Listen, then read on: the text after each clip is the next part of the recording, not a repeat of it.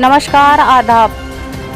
आप देख रहे हैं जेड लाइव टीवी। शुरू करते हैं खबरों का सिलसिला। सांसद चंद्रशेखर आजाद ने की गौरव के हत्यारों की गिरफ्तारी की मांग। अलीगढ़ मंगलवार को नगीना सांसद चंद्रशेखर आजाद अलीगढ़ पहुंचे, जहां उन्होंने 31 मई को अकराबाद इलाके के बहादुरीगढ़ी के दलित गौरव कुमार की हत्या के मामले में घंटाघर स्थित अंबेडकर पार्क में धरना दे रहे परिवार से मिले और मृतक की पत्नी को सरकारी नौकरी अथवा बच्चों की मुफ्त शिक्षा एवं 50 लाख का मुआवजा दिए जाने हेतु राज्यपाल के नाम एडीएम सिटी अमित कुमार ज्ञापन और फ्लास बंसल को ज्ञापन सौंपा। चंद्रशेखर के आने की सूचना पर घंटाघर चौराहे पर बड़ी संख्या में युवा जमा हो गए हैं। गौरव की अपहरण के बाद हत्या की गई थी। चंद्रशेखर के काफिले के पहुंचने से पहले घंटाघर चौराहा पर बड़ी संख्या में युवक नीले झंडे लेकर पहुंचे। कुछ देर में चंद्रशेखर अकराबाद में पहुंचेंगे। लोगों की भीड़ को देखते हुए शहर में भारी संख्या में फोर्स तैनात कर दी गई है। गौरव कुमार की 31 मई को हत्या हुई थी। वो अलीगढ़ के अकराबाद इलाके के बहादुरीगढ़ी में रहते थे। पहले उनको अगवा किया गया, फिर हत्या कर दी गई। चंद्रशेखर ने परिवार के लोगों से मिलकर सांत्वना दी। वह प्रशासन के अधिकारियों से आरोपियों की गिरफ्तारी की मांग की। नोएडा के रास्ते से अलीगढ़ पहुंचे हैं। वो गभाना टोल होते हुए अलीगढ़ में दाखिल हुए। समर्थक गभाना टोल पर भी के अलावा भी बहुत सारी घटनाएं, जैसे एक मामला संज्ञान में आया है जो नशा मुक्ति केंद्र का है कि उसमें दूसरी हत्या हुई।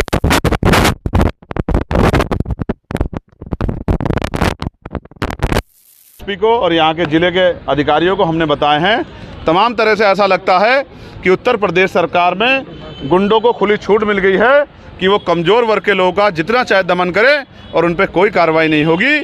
हम ये उम्मीद करते हैं आज की इस घटना के बाद, और ये जो हज़ारों लोग आज यहाँ अलीगढ़ में इकट्ठा हुए हैं, इनके आक्रोश को समझते हुए जिला प्रशासन, पुलिस और सरकार इनका मजबूती से संज्ञान लेगी। और अगर नहीं संज्ञान लेगी तो हमें अपने लोगों के संरक्षण के लिए एक बड़ा मोर्चा जो है जिले वाइज निकालना पड़ेगा। हम किसी भी कीमत पे जुर्म जाते बर्दाश्त नहीं करेंगे और गुंडों को सज़ा मिले, इसके लिए हम लगातार संघर्ष करते रहेंगे।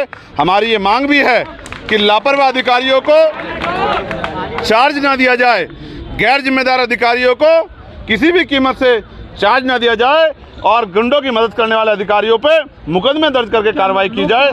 तब जाके मैं लोकसभा में भी और लोकसभा के बाहर भी आपको आश्वस्त करता हूं कि उत्तर प्रदेश के और देश के दलित, पिछड़े, मुसलमान, आदिवासी, तमाम महिलाओं, किसानों, मजदूरों के मुद्दों को बड़ी मुखरता से हम पार्लियामेंट के अंदर भी और पार्लियामेंट के बाहर सड़क पे भी मजबूती से उठाएंगे और गुंडागर्दी करने वाले लोगों को किसी भी तरह के संरक्षण के बावजूद भी उनकी सही जगह भेजने के लिए पुरजोर ताकत से आंदोलन करेंगे, संघर्ष करेंगे। भले ही हम लोकसभा के सदस्य बन गए हों, लेकिन हम सड़क की संघर्ष का रास्ता नहीं छोड़ेंगे, क्योंकि जब सत्ता तानाशाह हो जाएगी या सत्ता अहंकारी हो जाएगी तो सड़क का रास्ता ही गरीबों के न्याय के दरवाजे खोलेगी, ऐसा मेरा मानना है। भरोसा प्रशासन ने दिया, उसे आप आश्वस्त हैं धरना खत्म हो जाएगा क्या? देखिए, पीड़ित परिवार, देखिए एक प्रोसीजर है और हमने प्रशासन से बात की है। वो कुर्सी पे हैं, ऑन चेयर होने के कारण उन्हीं को काम करना है। हम उनको पर्याप्त समय दे रहे हैं और हमने अपने लोगों को भी कह दिया है कि अगर इसके बावजूद भी लीपापोती हुई या हमारी बात को नहीं माना गया तो फिर हम किसी भी कीमत पर पीछे नहीं हटेंगे। इस बार जो आंदोलन होगा वो अनिश्चितकालीन होगा और सबकी जानकारी में होगा, और वो आंदोलन पार्क में नहीं होगा, वो जिला मुख्यालय पे होगा और डीएम साहब भी हमारे बराबर में वहीं बैठेंगे धूम में, जहां हमारा पीड़ित परिवार बैठेगा। अगर हमारे पीड़ित परिवार के आंसू निकलेंगे तो यहाँ के अधिकारियों का पसीना भी वहीं छूटेगा। इस बात का भी हम आश्वासन देते हैं। आप भी बैठेंगे धरने पर? मैं स्पष्ट करता हूँ कि वो अनिश्चितकालीन आंदोलन हमारे नेतृत्व में ही होगा। अगर यहाँ का प्रशासन और यहाँ की पुलिस इसी तरह से लापरवाही करेगी तो ये आंदोलन बहुत जल्द होगा। समाज को आह्वान आपने किया मजबूत करने के लिए, अब चुनाव होने वाले हैं, भीम आर्मी किस तरीके से तैयारी? मैंने अपने लोगों से ये आग्रह किया है कि ये लोग भी बहुत मजबूत हैं, पहरेदार हैं और महापुरुषों के मिशन को आगे बढ़ाना चाहते हैं। आज इन्होंने अपनी शक्ति बल से ये भी स्पष्ट कर दिया है कि अब ये किसी से झुकने वाले नहीं हैं और डरने वाले नहीं हैं।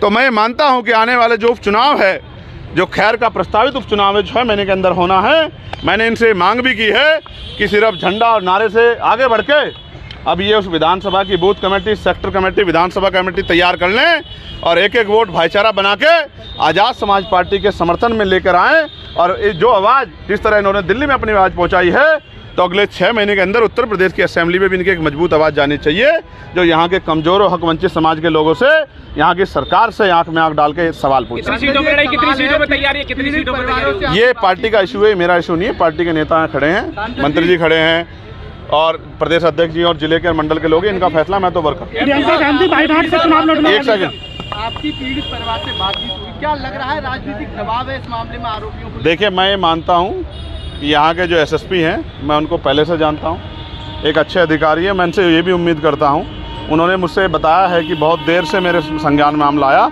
लेकिन उन्होंने मुझे आश्वस्त किया कि वो किसी भी तरह के दबाव को ना लेते हैं और ना इसी मामले में लेंगे। लेकिन अगर हमें कहीं, क्योंकि न्याय करने से ज़्यादा न्याय होना बहुत ज़रूरी है, दिखना बहुत ज़रूरी है, कहीं भी अगर हमें अपने स्तर पर लगा तो फिर हम इस संघर्ष को आगे बढ़ाएंगे। प्रियंका गांधी बाईघाट से चुनाव लड़ने जा रही हैं, क्या कहेंगे आप? बधाई हो उनको।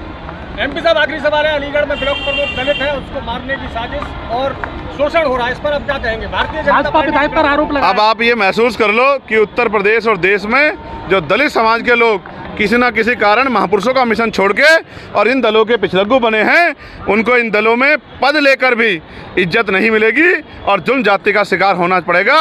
मैं अपने बहुजन समाज के भाइयों बहनों से कहना चाहता हूं कि उनको महापुरुषों के मिशन को आगे बढ़ाने के लिए और अपने लोगों के संरक्षण के लिए इस तरह के विचारधारा दलों को छोड़ के आज़ाद समाज पार्टी में आके मजबूती से महापुरुषों के मिशन को आगे बढ़ाना चाहिए और अपनी आवाज़ को बुलंद करना चाहिए। प्रदर्शन को लेकर क्या कहेंगे?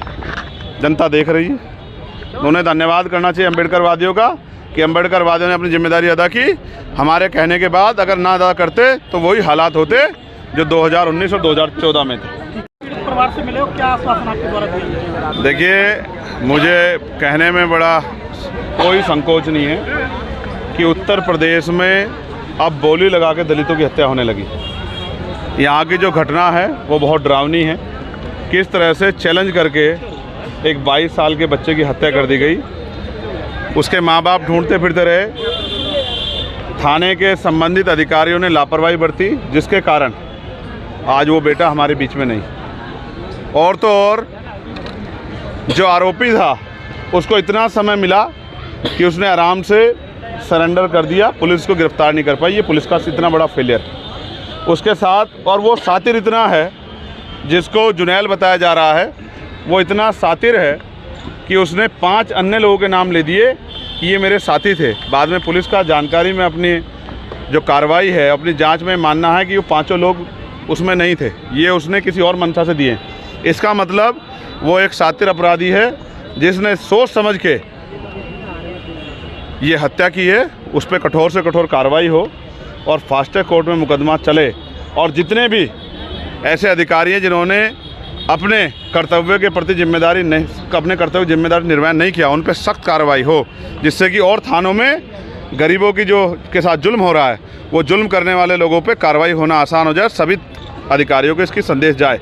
साथ साथ परिवार की हालत बड़ी कमज़ोर है, तो हमने परिवार के लिए 50 लाख रुपए की आर्थिक मदद की मांग की है, क्योंकि उनका जो यही कमाने वाला बच्चा था, इस बिटिया के भी 2 बच्चे हैं और उनके माँ बाप भी वृद्ध हो चुके हैं, इनके लिए भी हमने मांग की है और एक सरकारी नौकरी की हमने मांग की है, परिवार की सुरक्षा की, और साथ साथ उसमें जो संलिप्त और लोग हैं